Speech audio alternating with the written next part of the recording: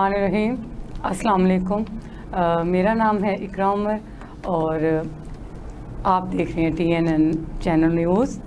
और जिस तरह गुज़श्ता प्रोग्राम में हमने ज़िक्र किया था कि ख़ान साहब की जो पॉलिटिकल एक्टिविटीज़ हैं उन पर जो लोगों की राय है उसको आपके सामने रखा जाए।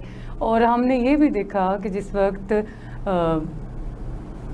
ख़ान साहब की रातों रात हुकूमत बदली और जैसे ही नवाज शरीफ और नून लीग की हुकूमत आई तो उसके साथ साथ जो ब्यूरोक्रेसी है उनका भी रवैया बदलना शुरू हो गया।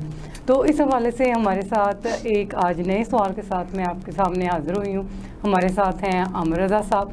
अस्सलाम वालेकुम। वालेकुम सलाम। तो आमिर रज़ा साहब, मैं जो आपकी राय लेना चाहती हूँ इस हवाले से कि जैसे ही गवर्नमेंट आती है तो उसके साथ ब्यूरोक्रेसी का एक रवैया बदलना शुरू हो जाता है और फ़ौरन ही अपोजिशन पर अटैक शुरू हो जाता है। हालांकि वही ब्यूरोक्रेसी गवर्नमेंट के साथ चल रही होती है, उनके साथ काम कर रही होती है, लेकिन जैसे ही नई गवर्नमेंट आती है तो उनका रवैया बिल्कुल नेगेटिव हो जाता है। तो इस हवाले से हमारा आइन क्या कहता है, आप बताना चाहेंगे? देखें इकरा, बिस्मिल्लाहिर्रहमानिर्रहीम, बहुत शुक्रिया। देखें, आप एक बात को ज़हन में रखें, कोई भी इदारा है, आर्मी है, अदलिया है, ब्यूरोक्रेसी है, पुलिस है, तो आइन कानून ज़ाब्ते तो मौजूद हैं। मुसीबत ये है कि हमारे एक रविश ये बन गई है कि मुझे क्या सूट करता है, मेरे लिए वही आइन और कानून है। वो कहीं लिखा है या कहीं प्रैक्टिस में है। देखिए, ब्यूरोक्रेसी का रोल बड़ा इंपॉर्टेंट होता है। आप कहें ना ब्यूरोक्रेसी के रोल को आप ख़त्म कर दें तो आप मुल्क को चला नहीं सकते, क्योंकि हर जगह पुलिस सिविल मामलों को नहीं चला सकती। ये बेसिकली ब्यूरोक्रेसी हुकूमती पॉलिसी, हुकूमत और पब्लिक के दरमियान एक कोऑर्डिनेशन का रोल अदा करती है। नो डाउट, ठीक। जैसे आपको पता है कि जब DC का दौर था, डेप्टी जिसे आप कहते थे डिस्ट्रिक्ट कोऑर्डिनेशन ऑफिसर, तो बेसिकली उनको कोऑर्डिनेट करना होता था। आप अभी भी देखते हैं कि किसी इलाके में सैलाब आ जाए तो डिप्टी कमिश्नर या डिस्ट्रिक्ट कोऑर्डिनेशन ऑफिसर जो माजी में होता था। एक तो पाकिस्तान में मुसीबत ये है कि कोई एक चीज़ टिकती नहीं है, कभी वो DCO हैं, कभी वो DC हैं, कभी वो DOR हैं, तो बंदे को समझ ही नहीं आती। एक वकील को कई दफ़ा होता ये है कि जब उसने अपील की थी तब वो DOR था, जब वो उससे अगले फोरम पे चला गया तो वो DCO हो गया, और जब दोबारा केस रिमांड हुआ तो वो डिप्टी कमिश्नर हो गया। ठीक है, तो हम ये तजर्बा गाह है पाकिस्तान बेसिकली, और तजर्बा गाहों में तजर्बे ही होते हैं। आप उसमें ये नहीं कह सकते कि जनाब हाँ ये चीज़ है तो ये बिल्कुल दुरुस्त तौर पे चलेगा। स्मूथ जो वर्क में स्मूथनेस है, किसी भी जो आप कहें कि आप कोई भी अगर काम करना है या कोई भी जॉब है या कोई भी टास्क है, तो उसमें स्मूथ वर्किंग ही जो है वो गारंटी करती है कि उसके रिजल्ट्स आपको सही मिल सकते हैं। अब हमारे यहाँ मुसीबत क्या है, हम रहे हैं गुलाम। जब पहले कोई मुगलों के रहे हैं, फिर पता नहीं, अब मैं क्या उस हिस्ट्री को छेड़ूं तो बात तो किधर की किधर निकल जाएगी। फिर हम अंग्रेज़ों के गुलाम हो गए, अंग्रेज़ जब चले गए तो अब अपनों के ही गुलाम हो गए जो हम पे मुसल्लत हुए पड़े हैं। मैं आपको सिर्फ एक अगर हवाला दूं तो आप यकीन माने, आपको इस बात से बड़ी हैरानगी होगी कि फाउंडर ऑफ पाकिस्तान बाबा कौम कायद आज़म मोहम्मद अली जिन्ना रहमतुल्लाह अलैह, अल्लाह ताला उनको गरीक रहमत फरमाए, क्या खूबसूरत इंसान थे। मैं कई दफ़ा उनकी स्पीचेस को जब देखता हूँ या सुनता हूँ तो ऐसे लगता है कि जैसे सामने कोई कॉन्स्टिट्यूशन खुला और वो उसको पढ़ रहे हैं, हालांकि वो फिल्बदी बात करते हैं। देखिए क्या एक परफेक्ट लॉयर था, एक जेन्युइन कानूनदान था, और एक सच्चा, खरा और दर्द दिल रखने वाला मुसलमान और लीडर था सही मानों में। अब कायद आज़म ने 25 मार्च 1948 को जब सिविल सर्वेंट्स को स्पीच दी तो सर वो एक हिस्टोरिक स्पीच है। आप उसे कह सकते हैं कि एक बेंचमार्क है। बेसिक जो एक मेरिट है या एक ब्यूरोक्रेट का या एक जो सिविल जो सर्वेंट है उसका काम क्या है, उसका तारुफ क्या है, उसने करना क्या है, उसने बिहेव कैसे करना है, उसने अपनी ड्यूटी करनी कैसे है, उसकी क्या कंसिडरेशन होंगी, वो सारी उसमें मौजूद है। और यकीन माने वो सुनने, बल्कि सुनने का तो मौका नहीं है, वो पढ़ने वाली है। मैं उसको देख रहा था तो जैसे ही आपने वो सॉरी आपने सवाल सामने रखा तो मेरे सामने वो सारी वो लाइनें चलना शुरू हो गई। आपने जब वो बड़ी खूबसूरत चीज़ है, मैं आपको वो उसी तरह से कोशिश करूँगा। उसमें चंद एक चीज़ें जो 5 लाइनों में आपके सामने रखता हूँ। उन्होंने अपनी स्पीच का आगाज़ किया कि देखें, आप जो सिविल सर्वेंट्स हैं, आप किसी भी रंग, किसी भी नस्ल, किसी भी तबके, इलाके या मज़हब से हैं, आप एक बात को ज़हन में रखें कि आप आवाम के नौकर हैं। बहुत बड़ी बात है। आप अंदाज़ा कीजिए कि पाकिस्तान में अब जब एक ब्यूरोक्रेट को तैयार किया जाता है तो उसके ज़हन में सबसे पहली बात ये आती है कि आपने इंसान को इंसान नहीं समझना। आप कभी नोटिस कीजिए ब्यूरोक्रेट का रवैया, उसका उठना बैठना, लोगों से उसका मुखातिब होना, ये एक स्पेस रखना, आप हर चीज को अगर देखेंगे तो बड़ी एक डेलिकेट आपको नजर आती है, ग्राउंड रियलिटी से बड़ी डिफरेंट, और वो बड़ा आपको एक आर्टिफिशियल सा एक इंसान नजर आ रहा होगा। हालांकि ऐसा नहीं है, किसी आम पॉलिटिकल जो एक लीडर है उससे भी कहीं ज्यादा उसको सबमिसिव होना पड़ता है, उसको रेडी टू अटेंड होना पड़ता है। हमने कई हिस्ट्री में कुछ लोग देखे भी हैं, बट एक्सेप्शनल केस देखे हैं। तो बाबा कौम फरमाते हैं कि भाई आप किसी भी रंग नस्ल से हैं तो आप अवाम के नौकर हैं, यू आर सिविल सर्वेंट, ठीक। और उन्होंने कहा कि नौकर का काम सिर्फ ये होता है कि वो अपनी ड्यूटी को निभाता है, उसका ये काम नहीं है कि उसने अपनी कॉस्मेटिक पर्सनालिटी के साथ लोगों के सामने जनाब एक अपना रूप दबदबा रखना है। जब वो चलेगा तो 4 उसके आगे होंगे, 5 उसके पीछे होंगे, हूटर वाली गाड़ियां होंगी, कोई इंसान उसके करीब नहीं आ सकता, वो किसी के सामने जवाबदेह नहीं है। तो ये सब रबिश है। फिर अवाम का भी रवैया उसके साथ बड़ा रुक कर वो बात करते हैं, वो फ्लो नहीं है एक ब्यूरोक्रेट और अवाम के आपस में गुफ्तगू का। उसकी एक वजह ये है कि मैंने वही जो बात की, हम गुलाम इब्ने गुलाम हैं। बिल्कुल, हम किसी बंदे को देखें, मैं कई दफा कहता हूँ, बड़ी तकलीफ से कहता हूँ कि हम डिजर्व ही नहीं करते कि हमें कोई ऐसा लीडर मिले जो हमारे दुख सुख का शरीक हो, जो हमारे लिए पॉलिसीज बनाए, हुकूमत ऐसी हो जो अवाम दोस्त हो, ठीक। हम डिजर्व ही नहीं करते कि थाने में हमें इज्जत दी जाए, हमें कुर्सी दी जाए। बड़ी सारी तल्ख हकीकतें, और ब्यूरोक्रेसी हमें इज्जत दे, क्यों? हमें शौक है। जैसे एक डिप्टी कमिश्नर या कोई कमिश्नर शहर में पांव रखता है तो बड़े सारे लोग फूलों के गुलदस्ते लेके और जनाब हार लेके उसके सामने पेश हो जाएंगे, उसके सामने सरे तस्लीम खम करेंगे। साथ एक उनके पास अपना एक प्रोफेशनल कैमरामैन होगा और वो फेसबुक और इंस्टा और तमाम सोशल मीडिया प्लेटफॉर्म पे वो ऐसे दिखाएगा जैसे डिप्टी कमिश्नर नहीं आया, खुदा ना खास्ता पता नहीं कोई वक्का वली आ गया, बिल्कुल ठीक। और यही वो मसीहा है और करना उसने कुछ नहीं। तो ये हमारे अंदर कुछ कॉम्प्लेक्सेस हैं जो बहसियत कौम तो नहीं, अवाम या हजूम कहने, जो हमारे अंदर सरायत कर चुके हैं और उनका निकलना बड़ा मुश्किल है, अनफॉर्चुनेट है। खैर, अच्छा, मैं दोबारा उस पॉइंट पे आऊँगा कि कायद-ए-आज़म फरमाते हैं कि एक नौकर का काम है कि वो अपनी ड्यूटी करे, अपनी जिम्मेदारियों को निभाए, और वो शनाख्त ही अपनी जिम्मेदारियों से किया जाता है कि यस ही इज पब्लिक और सिविल सर्वेंट, यस कि वो जिम्मेदार है, वो जवाबदेह है। और अगली जो बड़ी इंटरेस्टिंग बात थी, जो क्रक्स है, उन्होंने कहा भाई आपका कोई ताल्लुक नहीं है इस चीज से कि किसकी गवर्नमेंट आ गई है, किसकी गवर्नमेंट चल गई है। मतलब आपका क्या ताल्लुक है भाई? आप अपने काम से काम रखें, आपका तो इदारा जो आपकी जो हायरार्की है वो इंडिपेंडेंटली मूव कर रही है।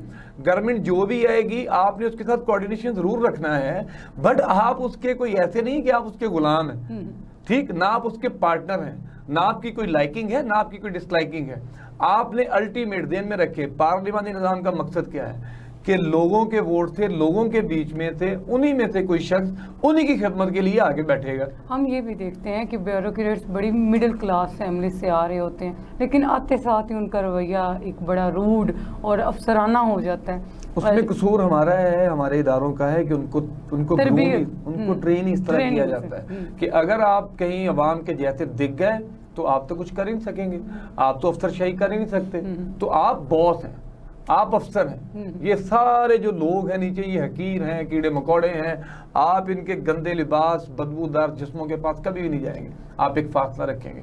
आप कभी जाके देख लें, कमिश्नर हाउसेस देख लें, और मैं यकीन माने इतनी मतलब बुरी सूरत हाल है कि एक डिस्ट्रिक्ट में सबसे बड़ा जो ओहदा है, जिसे कहा जाता है कि उस टेरिटरी का जो बाप है वो डिस्ट्रिक्ट एंड सेशन जज है। इंसाफ का सबसे बड़ा उस डिस्ट्रिक्ट का इदारा वो है। तो आप उसका देख लें और एक तहसीलदार का प्रोटोकॉल देख लें, आप उसकी रिहाइश देख लें और एक तहसीलदार की और पटवारी की रिहाइश देख लें, आप परेशान हो जाएंगे। आप अपनी कचहरी के सराउंडिंग में देखें कि जुडिशरी किराए के घरों में रह रही है, बहुत सारी अदालतें नहीं है उनके पास पूरी, और कमिश्नर हाउस, कोर्ट रूम्स नहीं, डिप्टी कमिश्नर हाउस और इनके ऑफिसेज इतने बड़े हैं और ऐसी उनको प्रोटोकॉल्स हैं महलों की तरह। जी, और शहर की प्राइम लोकेशन जो अरबों खरबों रुपए की है, जहाँ पे अगर कोई एक चीज को लीज पे दे दिया जाए तो यकीन माने कि उस डिस्ट्रिक्ट का बजट चल सकता है, ठीक। वहां पे क्या हो रहा है? वहां कुछ भी नहीं, खुले खुले मैदान है और वो सारे उनके पास है, उनके सामने ऐसे है जैसे मैं कहता हूँ दरबार कुछ नहीं थे। बादशाह वक्त का दरबार कुछ नहीं था जो आज की ब्यूरोक्रेट का दरबार है, जो उसका ऑफिस है। सर आप चिड़िया पर नहीं मार सकती। तो मैं ये कहता हूँ कि ये बड़ी अनफॉर्चुनेट है।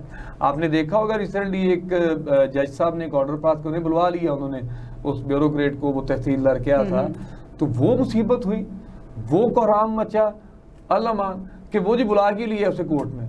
और हमारे ही बार के कई लोग जो थे, बार से मुराद है यहाँ की तो नहीं थी खैर, साहिवाल थे, बट वो वहाँ की मुकामी बार के जो प्रेसिडेंट थे वो सारे साथ खड़े हो गए।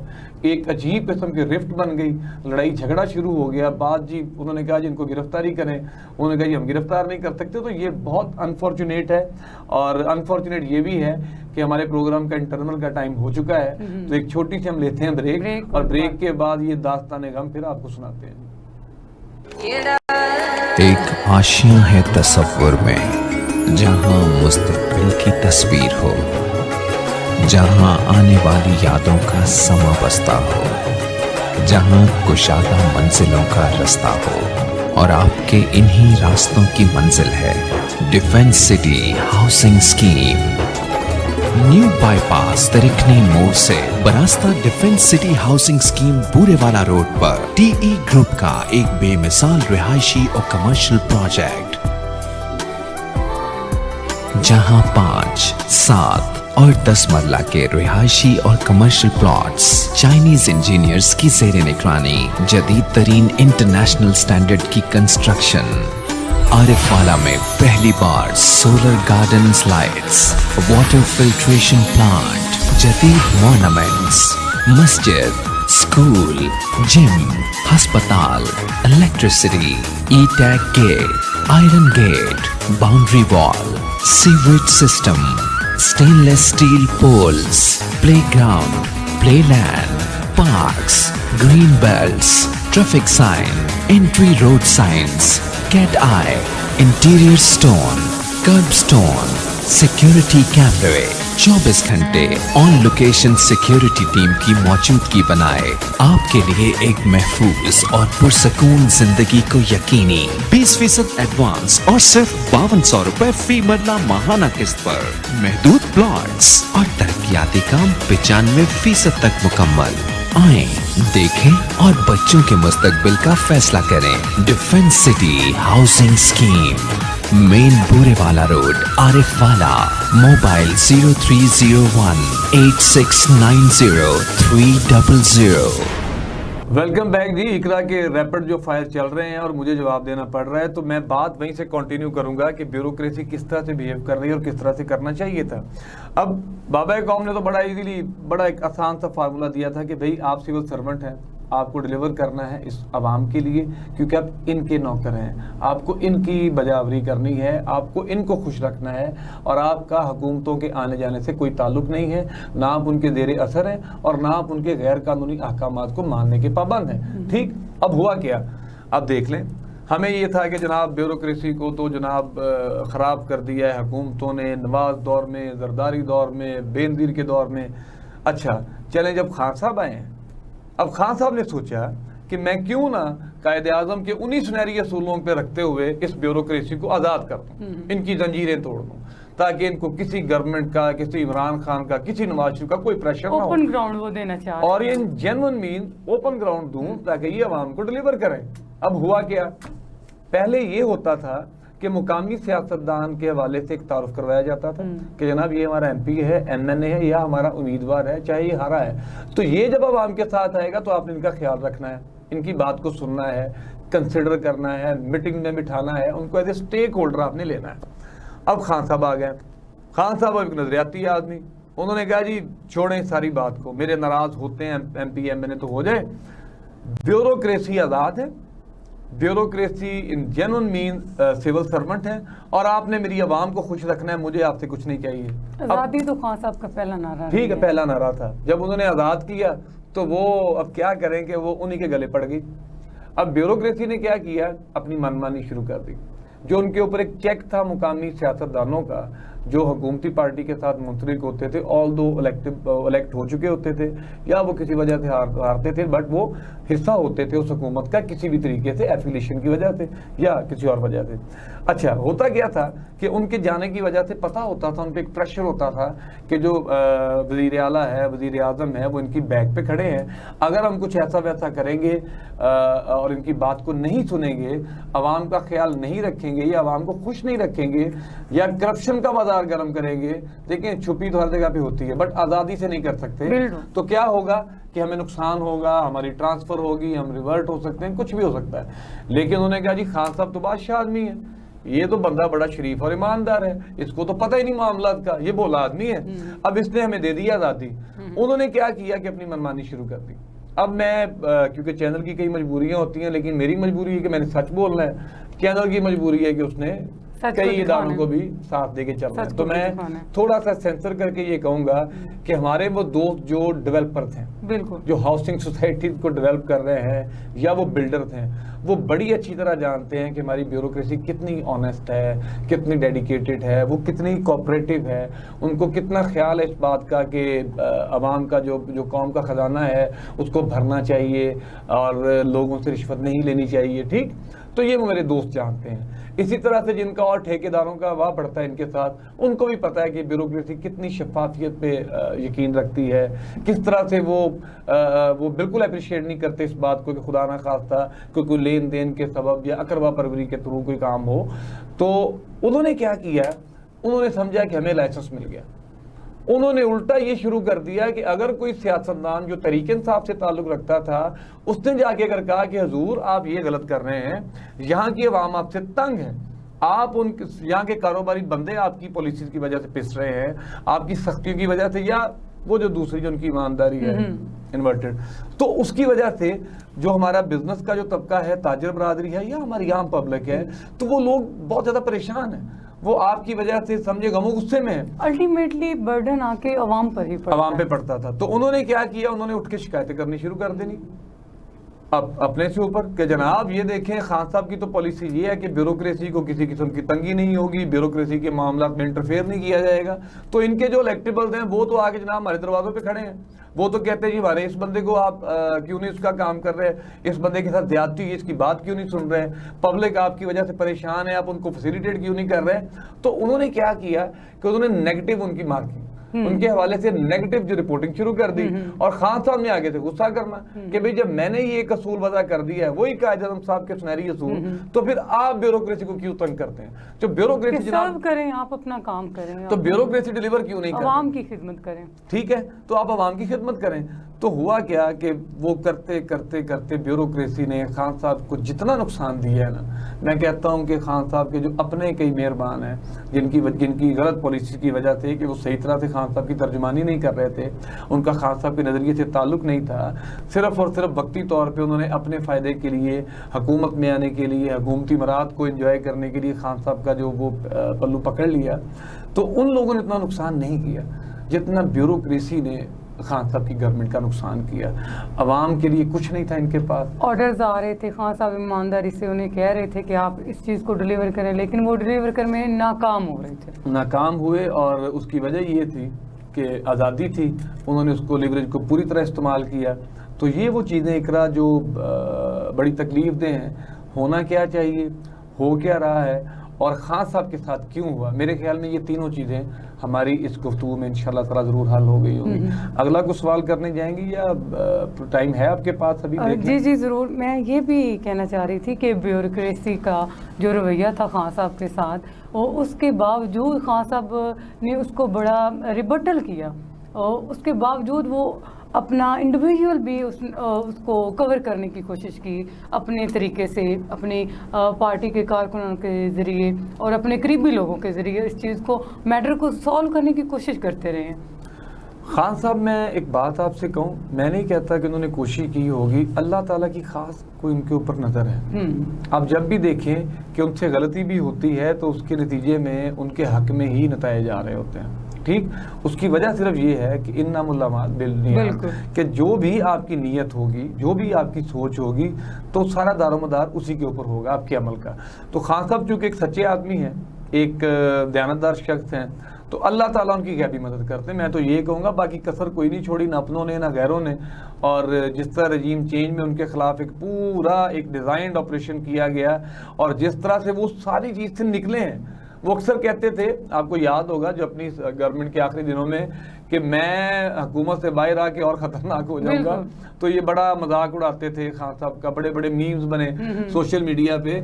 तो अब देखें, मुंह छिपाने को नहीं मिल रहा इनको जगह। और सबसे जो बड़ी मैं आपको जो उसकी एविडेंस देता हूँ, अब ये ढीठ हो माने ना माने, मंसूर अवान जी, मंसूर, वो क्या नाम है उनका, जो साथी हैं बड़े रिनाउंड, वो अख्तर खान साहब के खिलाफ ब्लॉग करते हैं, उनको खान साहब के ऊपर स्पेसिफिकली वो तनकीद करते हैं। अच्छे साथी है, बट ये थोड़ा सा वो तासुब दिखाते हैं, मुझे उस पर थोड़ा सा एतराज़ है। तो उन्होंने एक वो मेरा ख्याल उर्दू पॉइंट में या कहाँ पे उन्होंने जवाब दिया, उन्होंने कहा जी कि ये क्या सीन है जो इलेक्शन कमीशन ने ये 9 के 9 हल्कों में इलेक्शन को मनसूख कर दिया, पोस्टपोन कर दिया। तो मंसूर कहने लगे कि सर मेरी ज़ाती तौर पे सारे हल्कों में उनके उम्मीदवारों से बात हुई, उनके हैंडलर से हुई, उनके चीफ सपोर्टर से और गवर्नमेंट ऑफिशियल से बात हुई। तो मैंने कहा भाई ये 9 हल्कों में इलेक्शन जब ये हो रहा था, अभी पोस्टपोन नहीं हुआ था, तो जिससे पूछता था कि भाई क्या होने जा रहा है, आपका इमरान खान से डायरेक्ट मुकाबला है, तो वो कहते थे भाई होना क्या है, हारने जा रहे हैं, अल्लाह का हुक्म है, सभी हल्कों में हारेंगे, सभी हल्कों में हारेंगे।